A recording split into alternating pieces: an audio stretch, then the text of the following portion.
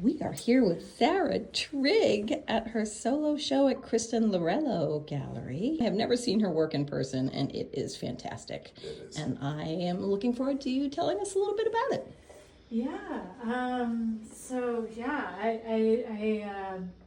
I was thinking on the walk over here many times when I've considered maybe moving out of New York. I was like, well, the first thing that comes to mind is like, what would I do without Guerra?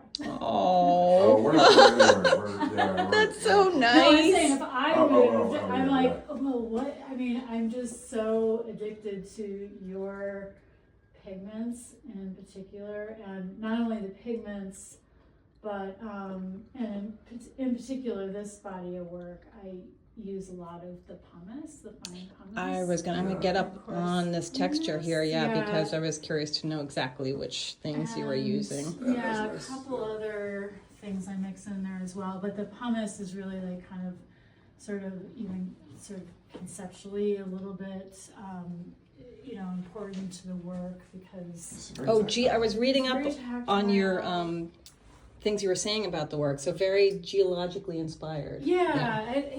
I love that it's sort of a byproduct or a volcanic action. Right.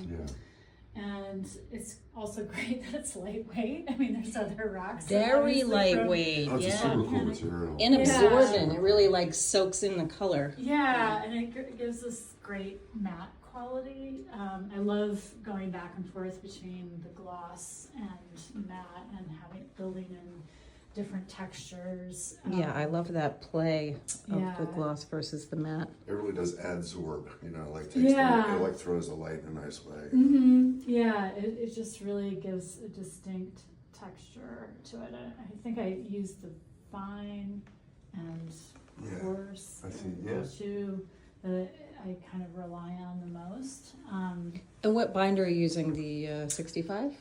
I use the silica and the 65. Yeah, usually the thicker of the two. Yeah, that's definitely nice and glossy. Yeah, the 65 can hold a lot of texture, but so can the silica. But the 65, because it's like pure resin, you can really load it up. Yeah, and actually, is this also pumice up here? Orange parts. Yeah, that's pumice also. I love this cracking that's happening here. Yeah, that's great. Yeah, I'm sort of deliberately wanting the crazing. Yeah, that's great. Goes on That's great. In it. So that happens when you don't add quite enough binder. Yeah, and and that's I'm also working on ceramics, so there's a nice play that happens there with the surface of the paintings because it ends up looking like ceramic. Yeah, you're totally done with the surface, which is really nice. And the orange parts here that's definitely the acrylic 65. I pour it out. Skins? I make skins, and there's a certain moment where they are so tactile that I can get them to just really collage onto the surface. That is cool. I used to do that they're more. like fruit roll-ups. Yeah, I love that wrinkling. Yeah, they're really fun. Do you put it out on plastic and then and then just wait for it to dry up and peel it up? Yeah.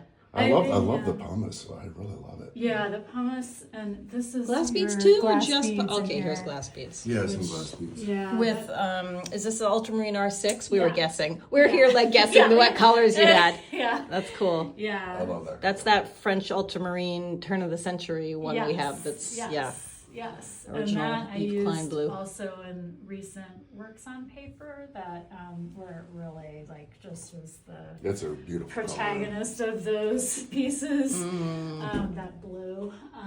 It's super rich. It's a little stronger than the other ultramarines because I don't know. It's 100 years old, and they really knew how to make things even better. To tell the difference. I have a lot left. Oh, really? Good. Yeah, we've got a lot of that one. I was sitting there for years, and I was like, maybe I should just make that. And I made it, and I was like, oh, Jesus, I should have done that a long time ago. But we have like 400 pounds left. So Okay, well, I I definitely, I'm getting low, so I gotta come in for some of that. I'll give you some for this visit. That'd be perfect. Original pigment manufacturer named Reckitt's. Reckitt's. Yes, from England. They were the first ones to industrially manufacture. They were in ultramarine. Philadelphia when they were making it. Wow. But yeah, And then Holiday, which was long associated with Reckitt's, bought Holiday. Or Holiday bought Pretty sure the Reckitt's. bags we have say it was made in England. Yeah, probably. Yeah. There's a lot moved of around, historical confusing stuff. I love the history of it all. I actually was kind of looking forward to doing this video together. Cool. To get some more information. Yeah. I can always call. Perylene green black, we were guessing? Oh my gosh. Because I can see the little bit of undertone in these holes here. Yeah, no, that's the Palladian black. Yeah, I think that's. I can't remember. I It's think not. it No, definitely it's is. a Really? mix. It's in there. Maybe Maybe a little bit of black. But I don't think it's not a straight black actually. It looks like a bone black. But I and think like- it's the green that you mentioned. Perylene green black See that and green in bone. the holes there? Yeah. I think it's bone black and Perylene green black.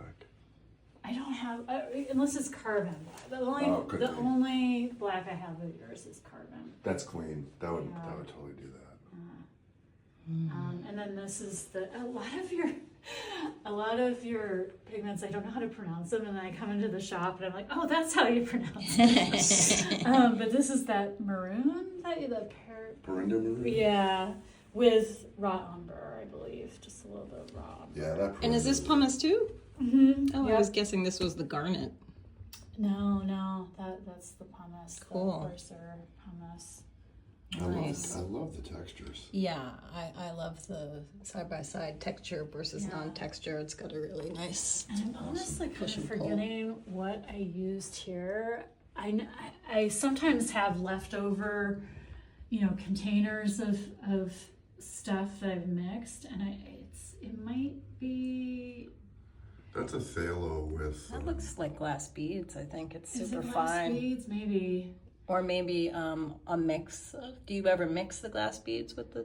I don't know. Pumice? I just don't. And this is very sparkly. Yeah, That was this like- is yeah. pumice. Did you use liquid gold in here at all? It's probably just acrylic 65. I think gives it a little bit of a Okay, then sheen. there's got to be glass beads in there. Maybe, it's sometimes there's cross contamination. That's In a good okay. way. That's all about playing. So when you're in your studio, you have like bunches of containers and you're just like starting with your textures, or what's your process? Yeah, I mean, I definitely have like a palette I start with. I mean, it's really sometimes when colors get in there that pigments get in there that I don't want.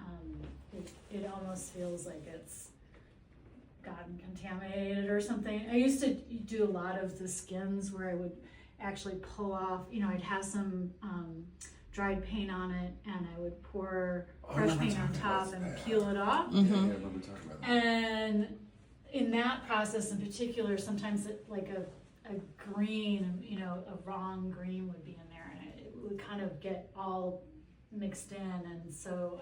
So it became like bleen. Yeah. Well, it's like if in something like this, if all of a sudden you get a color in there that's not supposed to be there, it throws the whole thing off. Like it really kind of, I've reduced it down to like that yellow is the only, yellow that I could use. Like this ochre, the yellow ochre, it's like really, even though it looks like there's a lot of colors going on, it's like it's actually a very limited palette. And the way that usually how I gray things out is either with a raw umber in here, or like this gray was probably a phthalo with some kind of, like a complementary color kind of thing. But it's usually like I'm using whatever the complementary color is. It might be like this orange so that it starts to resonate. Yeah, that definitely pops. Yeah. Everything's popping. Yeah.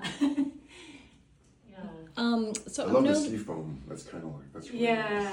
Yeah. There's a lot of pouring, obviously, in the studio. So like, I'm working on the floor primarily, and I'll start out with doing lots of layers of like isolation coats to build up this. So when you get these moments where you kind of are back in space, it feels like there's a lot of distance there.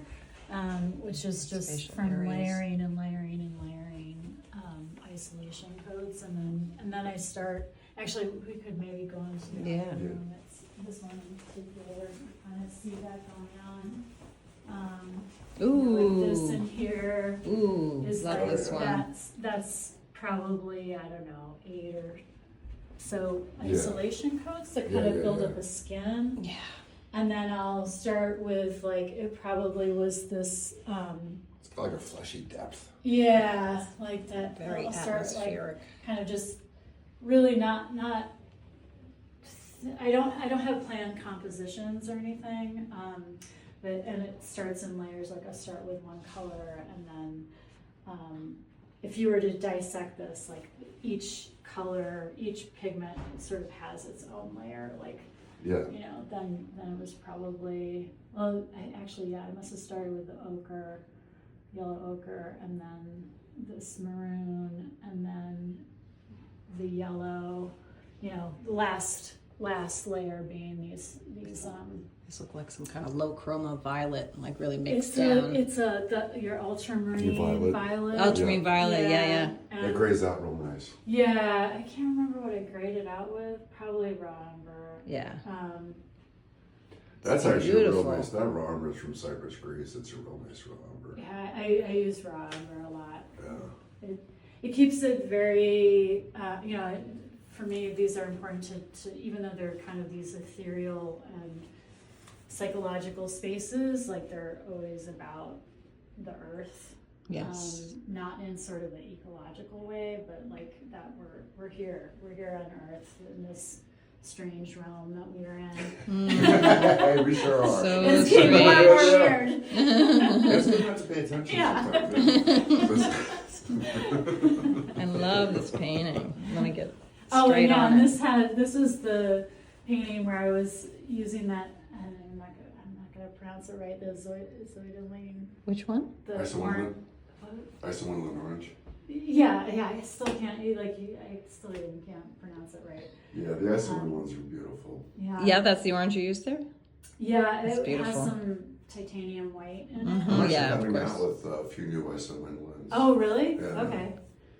Good to know, because Because we moved, I'm just making a shitload of crazy extinct colors Hey, right we're now. filming. Oh, sorry. Watch your Could you edit that? language. Don't make me edit. I hate editing. It takes Sorry. forever. I'm so sorry. God, I'm terrible at it. This is why I try to speak too much. But yeah, I remember when I was working on it that I was like, I better not get too addicted to this one because I know it's the one that's maybe,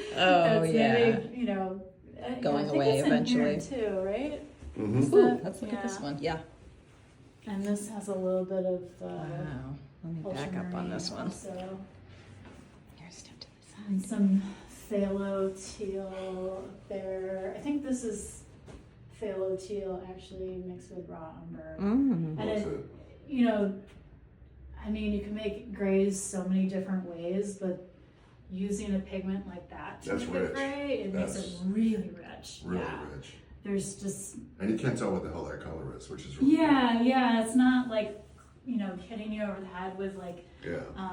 intensity so much, but like it gives it this richness that you just wouldn't get with like certainly not with like black mixing it with gray. Like that. It gives you that beautiful richness. Yeah.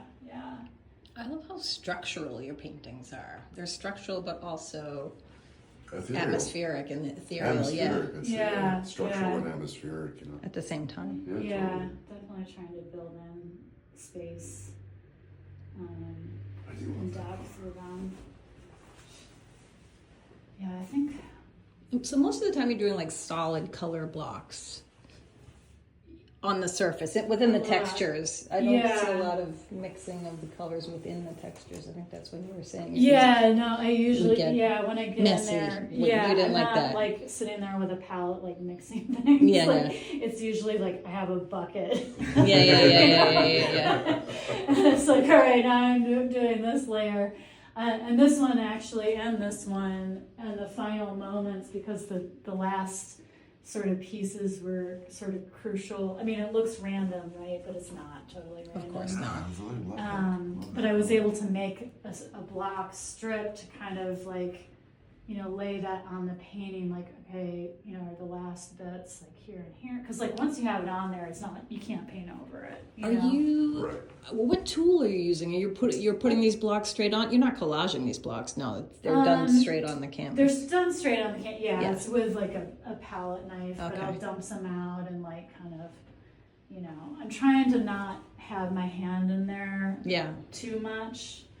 You know, I don't really. It's funny because the new works on paper that I'm, you know, with the same palette, like those are all clearly done with a brush. These particular pieces, they're really brushless looking. You know? Yeah, they're like poured. We forgot to say the title of the show, which is a really cool title, if you could tell us. Merged Orbit of Various Earths. Merged Orbit of Various Earths. Really good title. Yeah.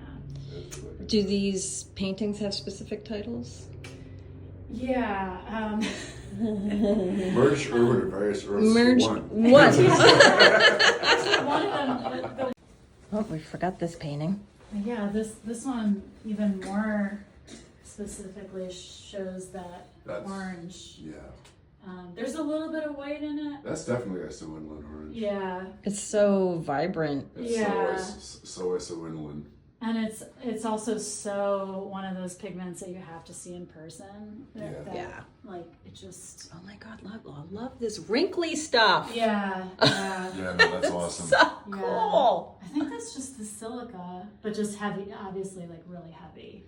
Yeah, with the texture added. So because the silica, you know, is already a matte paint, it doesn't have as much like binding ability as the acrylic 65, the pure resin, right? Because it's already got silica powder in the acrylic. So then once you put a bunch of texture in there, it's going to overload the binding power, which is going to cause this really cool like grainy, earthy look. Technically, this is a surface defect, right? Like this is not what paint is. What people painting their wall, you don't want this, but for an artist, this is fantastic. I call it grainy, earthy. Brainy so earthy. you can intentionally brainy earthy. Did you say? Yeah, brainy earthy. Brainy earthy. Yes. Well, and they're intended to be like internal landscapes. So that's perfect. Internal landscapes. That's something we didn't say. I don't think that's a good one. This painting is great. I'm glad we didn't forget to talk about this one. one. It really is. Yeah. I'm coming out with a couple old Iso-Inlands. I can't wait to see them. Ooh. But next time I see you, I'm going to give you a big thing of R6. Okay. All right. Look at this area too. This is what you're talking about. The coats that are built up. Those are the isolation coats. Those are great. What binder are you using there? Silica flat? It looks slightly watered down. I confess there I use golden. That's okay. Yeah, a lot of people work in the tandem. GAC 500. GAC 500, okay. Yeah. Yeah, it's got the urethane. Yeah, I was going to guess it was either silica with, if it was ours, it would be silica with water, the urethane flat. I mean, I should give the silica a try. The only thing that I think the silica might give it, like I am looking for transparency there. The thing with you'd the have silica to go with is, the urethane flat, which is it's a pricey one, but it has that surface. Yeah, the silica was really developed to be like an exterior mural base, so it has too much structure to it to be washy. Yeah. It is what it is. Yeah, I mean, I feel like the GAC 500, it's like made to do that. Yeah, it's just sort of its thing.